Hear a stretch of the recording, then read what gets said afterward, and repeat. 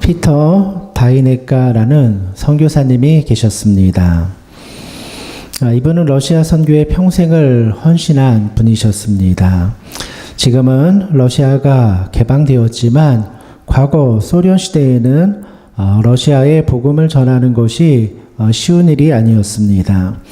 그래서 선교사님은 북유럽 사람들을 관광객으로 위장하여서 구소련에 들어가게 하였다고 합니다. 관광객으로 위장하고 소련으로 들어간 사람들은 그곳에서 성경을 전해주는 사역을 하게 되었습니다. 그런데 문제는 아무에게나 성경을 전달할 수가 없는 것입니다. 혹시 성경을 전달하다가 발각이 되면 큰일이기 때문이죠. 구소련에 들어간 어떤 사람은 호텔방에 묵으면서 하나님 앞에 이렇게 기도를 드렸습니다. 하나님, 이곳에 성경이 필요한 사람이 있으면 제가 발견할 수 있게 해주십시오. 이렇게 하나님 앞에 기도를 드렸습니다. 그는 기도하면서 호텔방에다가 성경책을 펴놓고 있었다고 합니다. 그때 호텔 여종업원이 들어왔는데요. 이 종업원이 방 안에 펼쳐진 성경을 보고 눈에서 빛이 나기 시작하는 겁니다. 성경을 전해주러 간 사람도 이때가 기회다 생각이 되었습니다. 그래서 여종업원에게 이렇게 말했다고 합니다. 성경에 대해서 관심이 있습니까? 이 성경 당신이 가져가도 좋습니다. 그때 여종업원은 그 자리에서 갑자기 눈물을 흘리면서 감사하다고 몇 번씩이나 말을 하는 겁니다. 그리고 여종업원은 이렇게 말하였습니다.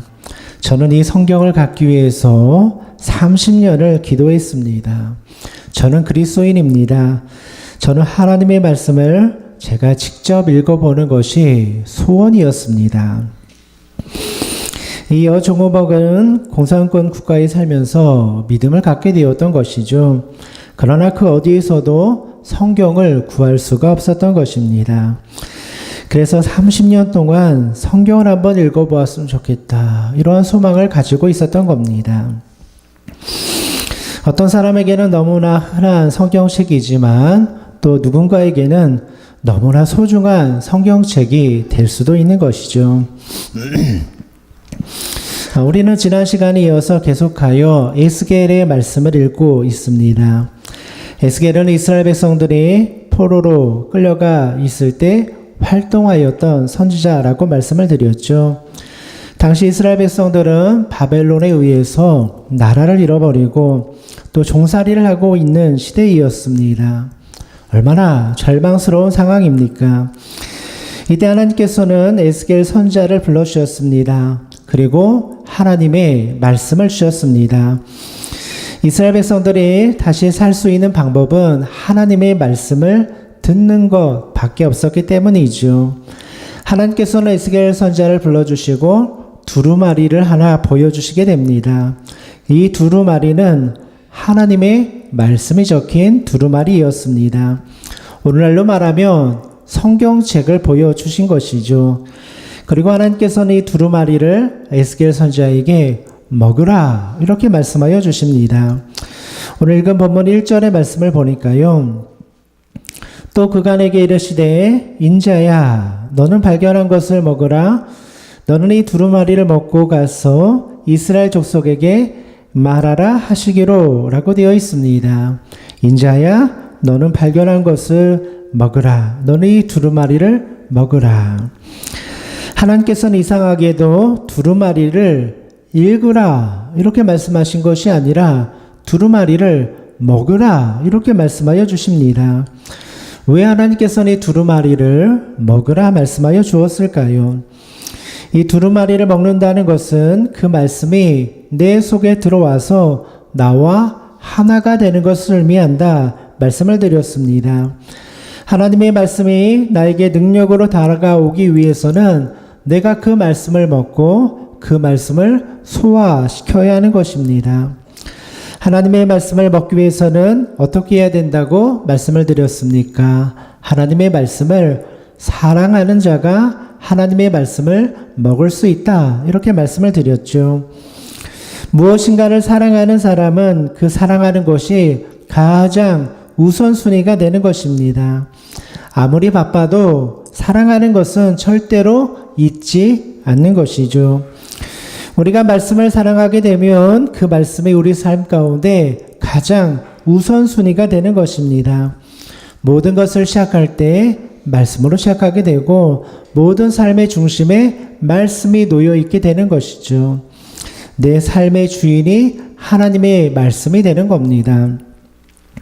그러면 그 말씀이 나의 인생을 이끌어가게 되고 나의 인생의 길을 알려주게 되죠.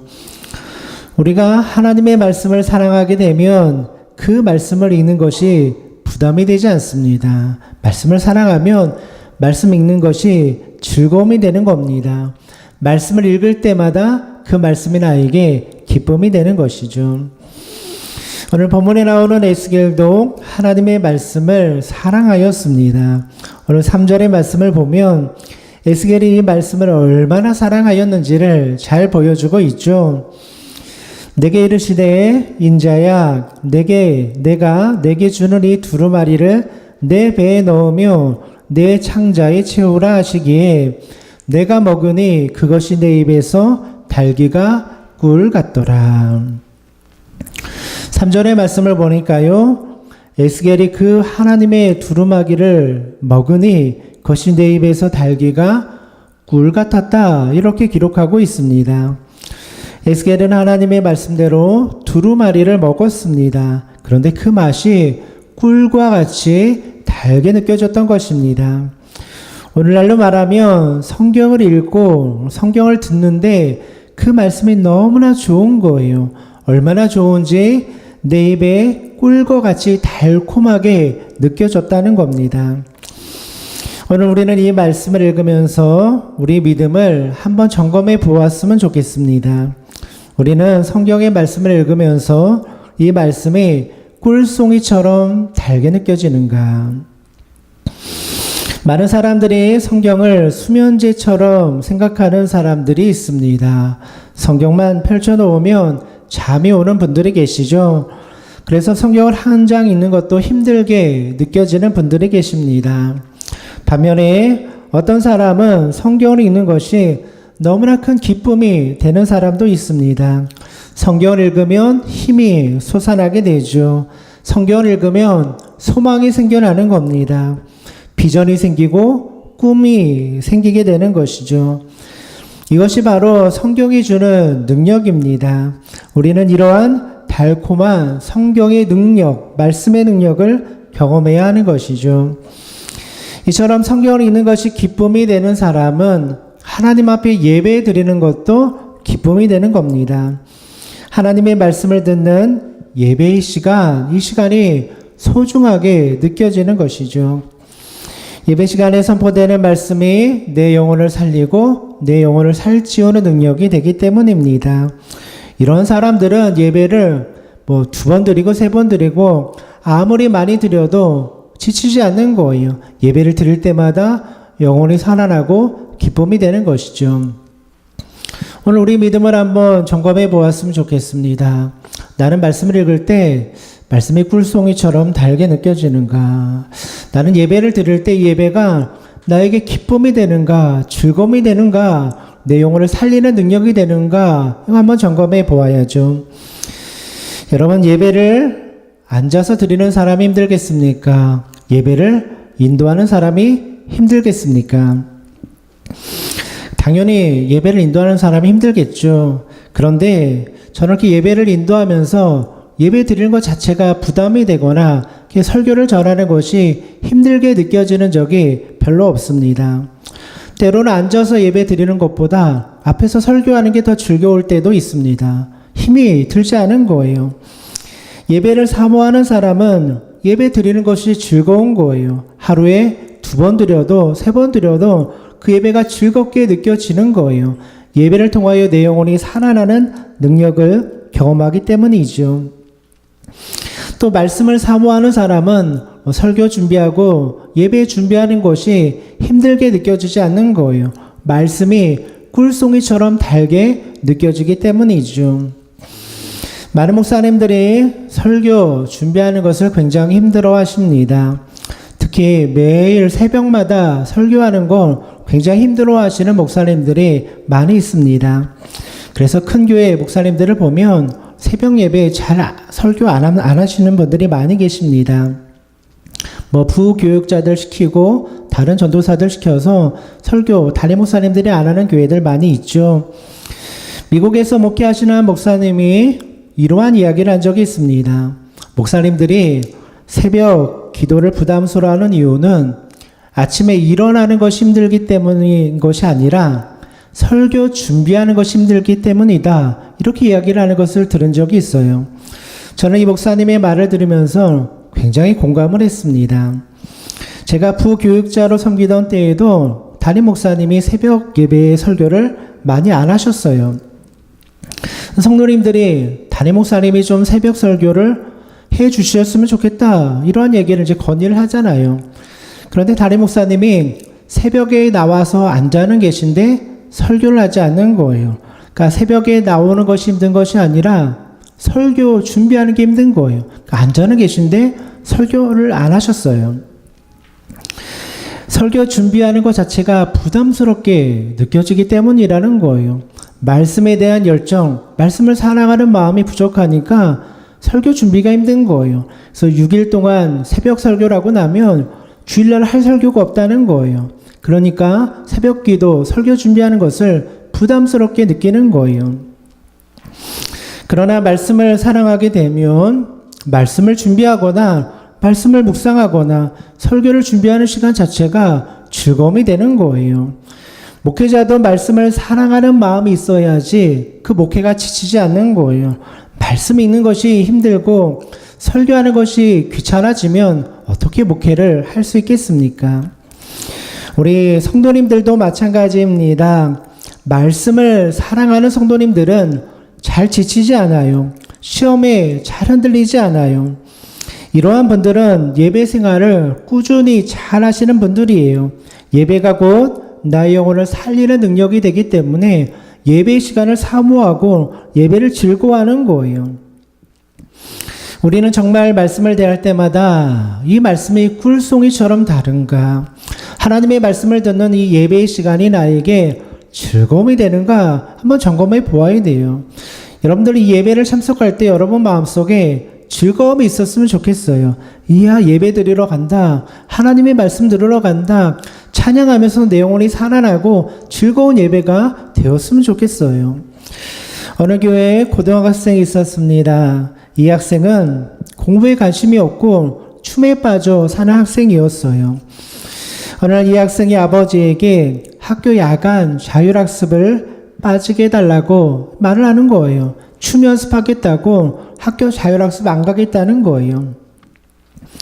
아버지 입장에서 얼마나 난감한 상황입니까? 열심히 공부를 하여도 대학에 갈까 말까 하는 학생이 춤 연습한다고 자율학습 안 하겠다는 거예요. 아버지는 아들에게 이렇게 말했습니다. 자율학습에 빠지겠다는 동의서를 내가 써주겠다. 그런 한 가지 조건이 있다. 학교 자율학습에 빠지는 대신에 주일날에는 학생부 예배 꼭 참석하는 것을 조건으로 하겠다. 이렇게 말을 해 주었어요. 아들은 뜻밖의 아버지가 쉽게 허락해 주니까 예, 저 그렇게 하겠습니다. 라고 말을 하였어요. 그리고 진짜 주일마다 주일 예배에 빠지지 않고 참석을 하는 거예요. 아버지는 그 모습을 보면서 기쁘기도 하였지만 또 한편으로는 마음에 굉장히 큰 걱정이 되었습니다. 자율학습도 포기한 아들이 대학이나 갈 수 있을까 걱정이 되었던 거예요.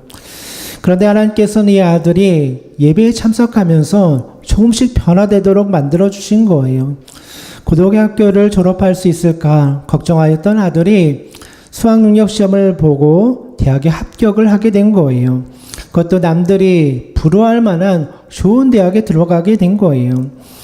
공부하고 담을 쌓았던 아이가 대학에 합격한 비결이 무엇인가 물었더니 이 아이는 예배드리고 함께 나누는 시간을 통해서 저는 많이 성숙하게 되었어요. 그렇게 이야기하는 거예요. 고등학교 3년 동안에 다니면서 매주일 말씀을 듣는 거예요. 말씀을 들은 다음에는 친구들과 함께 그 말씀에 대해서 나누는 시간이 있잖아요. 그러다 보니까 자연스럽게 말하는 훈련, 토론하는 훈련이 되었던 거예요. 그래서 대학 시험을 보고 면접을 보는데 면접에서 좋은 점수를 받게 되었다고 합니다. 이 학생은 자신이 예배를 드렸기 때문에 예배에 참석하면서 삶이 변화되었고 대학도 들어갈 수 있게 되었다. 이렇게 고백을 하는 거예요. 하나님의 말씀이 꿀송이처럼 달게 느껴지고 그 말씀이 내 안에 들어오게 되면 내 영혼과 인생을 바꾸어 버리는 능력이 되는 것이죠. 그래서 모든 믿음 생활의 기본은 무엇입니까? 하나님의 말씀을 듣는 것에서부터 시작이 되는 거예요. 여러분들이 하나님의 말씀을 듣는 것이 달게 느껴지면 여러분 믿음이 건강한 거예요. 좋은 거예요. 이 말씀을 듣는 예배의 시간이 사모하는 마음이 든다면 여러분의 믿음은 좋은 거예요. 건강한 거예요. 근데 반대로 예배의 시간이 끔찍하게 싫거나 부담스럽게 느껴진다면 그것은 내 믿음이 지금 건강하지 않은 거예요. 말씀이 달게 느껴지면 그 믿음이 좋은 믿음이라는 거예요. 하나님께서는 꿀송이보다 달게 느껴지는 말씀을 에스겔 선지자에게 주었습니다. 그런데 모든 사람들이 이 말씀을 달게만 받아들이는 것은 아니라는 거예요. 당시 이스라엘 백성들은 너무나 달콤한 하나님의 말씀을 들으려고 하지 않았어요. 오늘 읽은 7절의 말씀을 보니까요. 이스라엘 백성들이 이렇게 반응을 합니다. 그러나 이스라엘 족속은 이마가 굳고 마음이 굳어 내 말을 듣고자 아니하리니 이는 내 말을 듣고자 아니함이니라. 이스라엘 백성들은 이미 마음의 문을 닫고 있었다는 거예요. 하나님께서 우리 버리셨어. 우리 나라 망하게 하고 포로로 끌려가게 하셨어. 우리 이제 다 끝났어. 그냥 되는 대로 막 살아야지. 이스라엘 백성들의 마음속에 이런 마음이 있었던 거예요. 그래서 그들은 귀를 막고 하나님의 말씀을 듣지 않기로 마음을 정해버린 거예요. 여러분, 말씀을 듣지 않기로 마음을 정해버리고 귀를 닫아버린 사람에게 말씀 전하는 거 굉장히 힘든 일이에요. 하나님의 말씀을 전해보면은 그 말씀을 스펀지처럼 잘 받아들이는 분들이 계세요. 말씀을 잘 받아들이는 거예요. 이러한 분들 앞에서 설교를 하거나 말씀을 전하거나 전도하게 되면 힘이 나요. 말씀을 잘 받아들이니까요. 그러나 하나님의 말씀을 듣지 않기로 귀를 닫아버린 사람 앞에서 말씀을 전하는 것은 굉장히 힘들어요. 벽 보고 이야기하는 것 같아요. 답답한 마음이 드는 거예요. 지금 에스겔 선지자가 이스라엘 백성들에게 가서 말씀을 전할 때 그러한 심정이었다는 거예요. 나에게는 꿀송이처럼 단 말씀인데 그 듣는 사람이 듣지 않으려고 하는 거예요. 귀를 닫아버리는 거예요. 이스라엘 백성들이 하나님의 말씀을 듣지 않는 것은 그들이 전혀 하나님의 말씀을 모르기 때문이 아니었어요. 그들은 이미 하나님의 말씀 많이 들은 사람들이에요. 유대인들은 태어나면서부터 성경 배우고 가르치고 또 성경 말씀 암송하고 그러면서 잘하는 사람들이잖아요. 그런데 문제는 그 말씀을 배우고 알기는 있지만 그 말씀이 내 것이 되지는 않았던 거예요. 말씀을 지식적으로는 알았지만 그 말씀대로 살아본 적이 없는 거예요. 하나님께서는 이러한 이스라엘 백성들을 향하여 이렇게 말씀하여 주십니다. 오늘 보면 5절의 말씀을 보니까요. 너를 언어가 다르거나 말이 어려운 백성에게 보내는 것이 아니요 이스라엘 족속에게 보내는 것이라. 하나님이 에스겔 선지자에게 하시는 말씀이에요. 언어가 달라서 하나님의 말씀을 알아듣지 못하는 백성에게 보내는 것이 아니다. 무슨 말씀입니까? 너희 동족 유대인들에게 보내는 것이다. 말씀하여 주고 있죠. 에스겔이 하나님의 말씀을 전할 때 그들은 같은 유대인이었기 때문에 언어가 같으니까 쉽게 알아들을 수 있었다는 거예요. 또 그들은 성경적인 지식이 있었기 때문에 에스겔의 말을 알아들을 만한 지식적인 준비도 되어 있었던 거예요. 오늘날에도 교회에 처음 나오시는 분들은 교회에서 사용하는 언어들이 익숙하지 않으신 분들이 계세요. 은혜가 무엇인지, 십자가가 무엇인지, 예수님이 누구인지, 하나님이 누구인지, 삼위일체가 무엇인지 잘 모르시는 분들이 계세요. 이런 분들은 뭐 1년, 2년, 10년, 20년 이렇게 신앙생활 하다 보면 조금씩 이제는 성경을 알게 되는 것이죠. 그런데 당시 유대 사람들은 새신자들이 아니었다는 거예요. 이미 평생을 성경을 읽고 배운 사람들이었어요. 누구보다 성경에 대해서 잘 안다, 자부하는 사람들이었어요. 그러나 문제는 하나님의 말씀을 마음으로 받아들이지 않은 거예요. 지식적으로는 알고 있는데 마음으로 그 말씀을 받아들이지 않는 거예요. 말씀을 사랑하는 마음이 없는 거예요. 말씀을 들을 때 그 말씀이 꿀송이처럼 달게 느껴지는 그런 믿음이 없었던 거예요. 그래서 에스겔이 아무리 하나님의 말씀을 선포하여도 그들은 귀를 닫아버리고 관심을 갖지 않았던 거예요. 하나님께서는 이렇게 마음이 굳어있는 이스라엘 백성들을 향하여 말씀하고 계시죠. 오늘 6절의 말씀을 보니까요. 너를 언어가 다르거나 말이 어려워 내가 그들의 말을 알아듣지 못할 나라들에게 보내는 것이 아니니라.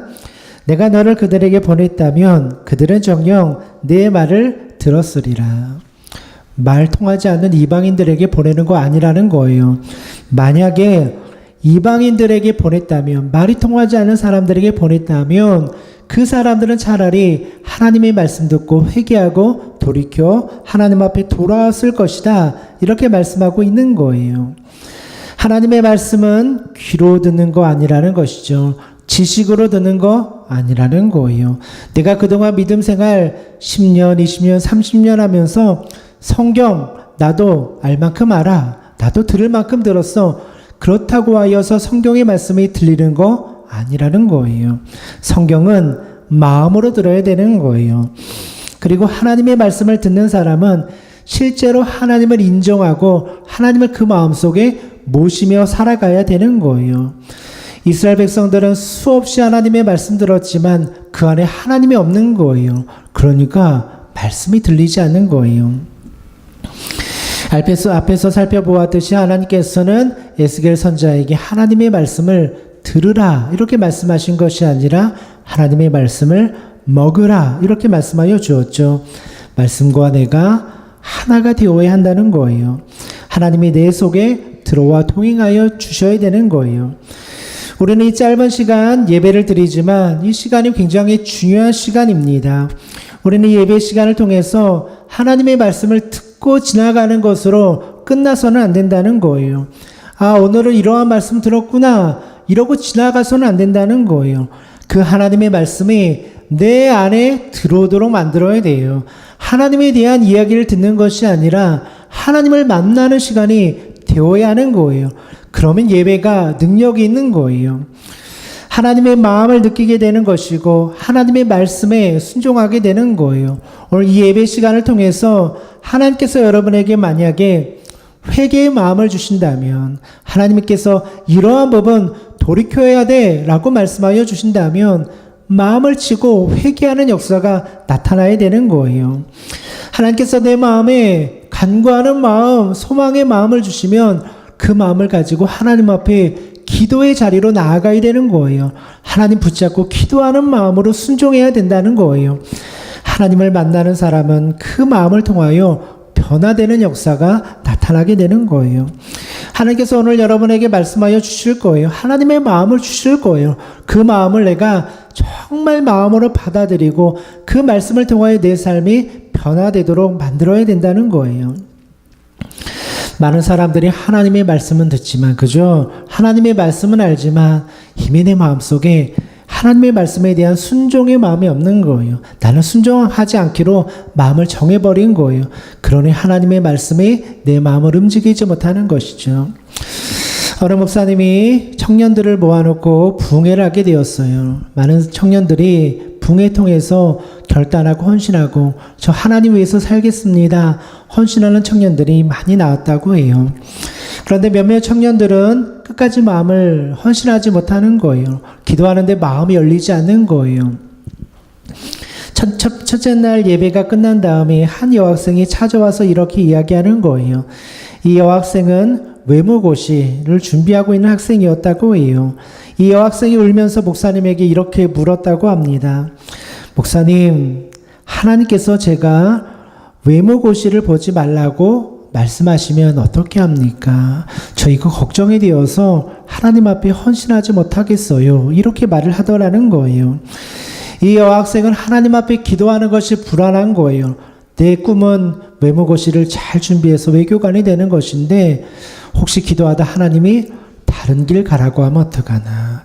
혹시 하나님이 너 선교사가 이렇게 말씀하시면 어떡하나. 두려움의 마음이 있어서 기도하다가 기도하지 못하겠다는 거예요. 결단하지 못하겠다는 거예요. 하나님이 두렵다는 거예요. 하나님 앞에 기도하기 전에 먼저 자신이 답을 다 정해놓은 거예요. 하나님 이러한 길은 제가 헌신하고 내가 이러한 길은 순종하여도 이렇게 말씀하시면 저는 그 길 못 가겠어요. 다 답을 정해놓은 거예요. 그러니 하나님 앞에 헌신하고 나아가지 못하는 것이죠. 그래서 목사님은 이 여학생에게 다시 물었습니다. 하나님이 너한테 외모고시 보지 말라고 하더냐? 그렇게 물었습니다. 그랬더니 이 여학생이 말하는 거예요. 그렇게 말씀하지는 않았지만 만약에 그렇게 말씀하시면 걱정이 돼서 기도하지 못하겠어요. 이 여학생의 마음속에는 하나님에 대한 믿음이 부족하였던 거예요. 하나님이 어떤 분인지 모르는 거예요. 그러니 하나님이 부담스럽고 두려운 거예요. 하나님은 나의 인생을 강제로 이래라 저래라 이렇게 바꾸시는 분이라고 생각한 거예요. 그래서 부담이 되었던 거예요. 하나님은 우리에게 이 일을 해라 저 일을 해라 강제로 하시는 분이 아니죠. 우리에게 가장 좋은 것이 무엇인가를 하나님께서 아시고 그것을 우리에게 예배해 주시는 분. 그래서 우리는 하나님을 가리켜 뭐라고 말합니까? 하나님은 선하신 분 이렇게 고백하잖아요. 하나님이 선하시다는 것은 굉장히 중요한 의미를 가지고 있어요. 하나님의 선택, 하나님이 주시는 모든 결정들은 우리 삶 가운데 가장 좋은 결정이라는 것을 주님께서 말씀하여 주시는 거예요. 그래서 우리가 예배 가운데 하나님 선하신 분 찬양할 때도 많이 고백하죠. 하나님 선하신 분 고백하는 것은 하나님이 우리 삶 가운데 가장 좋은 것을 주시는 분이라고 우리가 찬양하며 고백하는 거예요. 믿음이 없는 사람은 그래서 하나님을 선하신 분으로 고백하지 못하는 거예요. 이 여학생처럼 두려운 거예요. 하나님이 정말 좋은 길을 인도하여 주실까 두려운 거예요. 그래서 목사님은 미래를 걱정하는 이 여학생에게 이렇게 기도해 주었다고 합니다. 하나님, 이 자매가 하나님이 얼마나 좋은 분인지 또 얼마나 하나님이 사랑하시는지를 깨닫게 해주세요. 그렇게 자매를 위해서 기도해 주었다고 해요. 그랬더니 그 자매는 그 자리에서 울면서 하나님 앞에 기도를 드렸고 다음날 집회에서 하나님 내 삶을 주님 앞에 다 드립니다. 헌신하며 나갈 수 있는 결단의 마음이 생겼다고 합니다. 하나님은 우리에게 가장 좋은 것을 주시는 선하신 분이라는 거예요. 오늘 우리도 이 자매처럼 이미 답을 다 정해놓고 주님 앞에 나아갈 때가 있어요. 믿음 생활을 오래 하다 보면 답이 다 정해져 있는 거예요. 예배 생활은 이렇게 하는 거야. 말씀을 읽는 거 이렇게 하는 거야. 기도 생활 이렇게 하는 거야. 다 정해져 있어요. 좋은 점도 있죠. 잘하니까. 그러나 나쁜 점이 뭡니까? 삶의 변화가 나타나지 않는 거예요. 예배는 매주일 드리는데 예배의 변화가 나타나지 않는 거예요. 말씀은 매일 듣는데 그 말씀을 통하여 변화가 일어나지 않는 거예요. 말씀은 이런 거야. 설교는 이렇게 듣는 거야. 답이 다 정해져 있기 때문이라는 거예요. 우리는 하나님 앞에 나아가면서 답을 정해놓고 나가면 안 돼요. 하나님이 인도하시는 대로 이끌림 따라 살아가는 훈련을 해야 되는 것이죠. 하나님이 말씀을 주실 때 그 말씀에 반응하는 훈련도 해봐야죠. 매일매일 삶 가운데 하나님께서 나를 어떻게 인도하시는가 기도하면서 따라가는 훈련도 해보아야 되는 것이죠. 매일매일 우리 삶이 변화되어야 되는 거예요. 그런데 많은 사람들이 답을 다 정해놓은 거예요. 내가 가야 될 길도 정해놓고 내 계획도 다 세워놓은 다음에 하나님 말씀하십시오 하니까 말씀이 들리지 않는 거예요. 하나님께서는 내 인생의 주인이 되시기를 원합니다. 내 인생이 변두리가 되는 것을 원하지 않는 거예요. 그리스도인은 하나님을 주인으로 모시며 살아가는 인생이 되어야 되는 것이죠. 우리가 하나님의 인도하심 따라가기 위해서 하나님이 내 인생의 주인이 되기 위해서 반드시 필요한 것은 다른 거 아니에요. 하나님의 말씀을 잘 듣는 거예요. 양이 목자의 음성을 들어야지 목자의 인도하심을 따라 살아갈 수 있죠. 그래서 우리는 마음의 문을 활짝 열고 하나님의 말씀을 들어야 되는 거예요. 그리고 그 말씀이 내가 들을 때 정말 꿀송이처럼 달게 느껴지는 말씀이 되어야 하는 거예요. 여러분이 오늘 집에 가서 하나님의 말씀을 읽을 때 그 말씀이 꿀송이처럼 달게 느껴지면 하나님의 인도하심을 받는 거예요. 예배 드리면서 하나님의 말씀을 듣는데 이 듣는 말씀이 사모가 되면 여러분 하나님의 인도하심을 받고 살아갈 수 있는 거예요. 오늘 마지막 10절의 말씀을 보십시오. 또 내게 이르시되 인자야 내가 내게 이를 모든 말을 너는 마음으로 받으며 귀로 듣고 라고 되어 있습니다. 하나님이 에스겔에게 말씀하시기를 이 말씀을 너는 무엇으로 받으라고 합니까? 마음으로 받고 귀로 들어라. 그러니까 귀로 듣는 것으로 끝나는 것이 아니라 마음으로 받아들일 때 그 하나님의 말씀이 능력이 된다라는 겁니다. 사랑하는 성도 여러분, 여러분들도 하나님의 말씀을 귀로만 듣는 것이 아니라 마음으로 받아들이시는 우리 믿음의 성도님들 되시기를 주님의 이름으로 축원드립니다.